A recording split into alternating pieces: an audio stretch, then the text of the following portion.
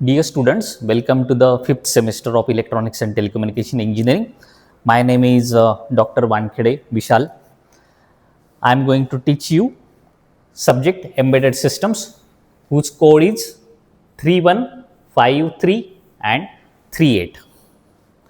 This subject belongs to the case scheme of MSBTE.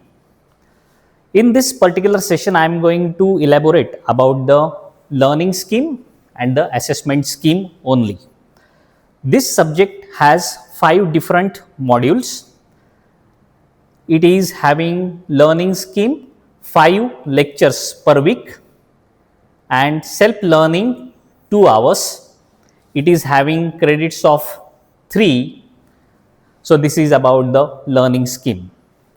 As per assessment scheme is concerned, it is divided in 2 parts. First one is a formative assessment, which is having weightage of 30 marks, and end semester examination carries weightage of 70 marks. So the total weightage of 100 marks for the theory examination.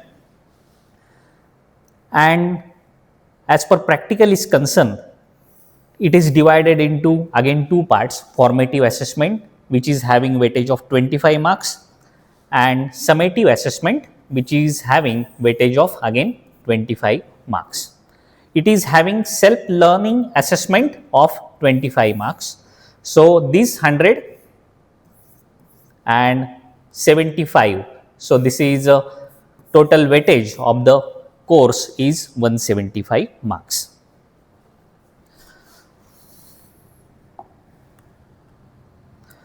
As per its modules are concerned, it is comprised of 5 different modules or 5 different units. So this course is divided in 5 different units, and each unit has its own course outcome.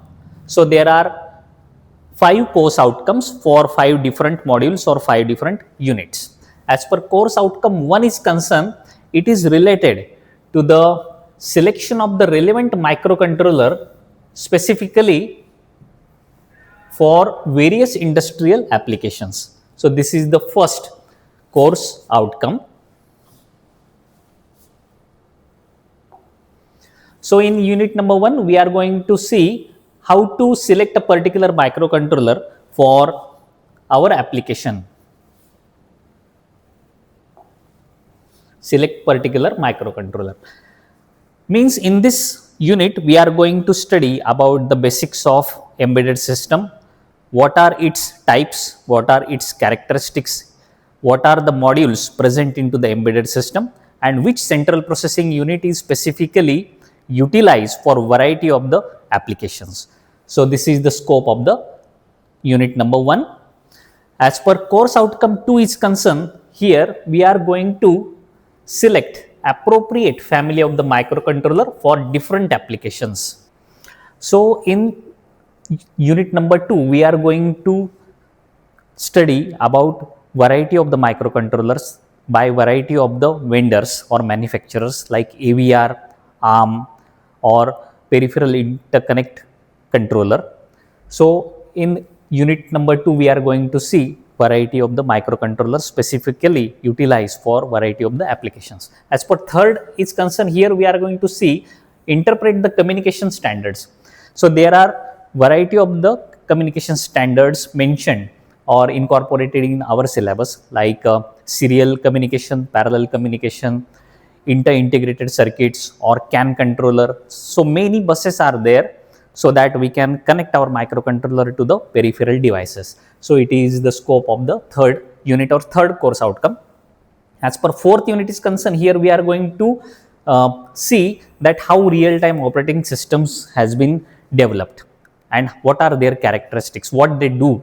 So there are variety of the real-time operating systems like Windows Compact Edition, real-time operating systems, VxWorks is there, QNX is there. So there are variety of the real-time operating systems, Android is there.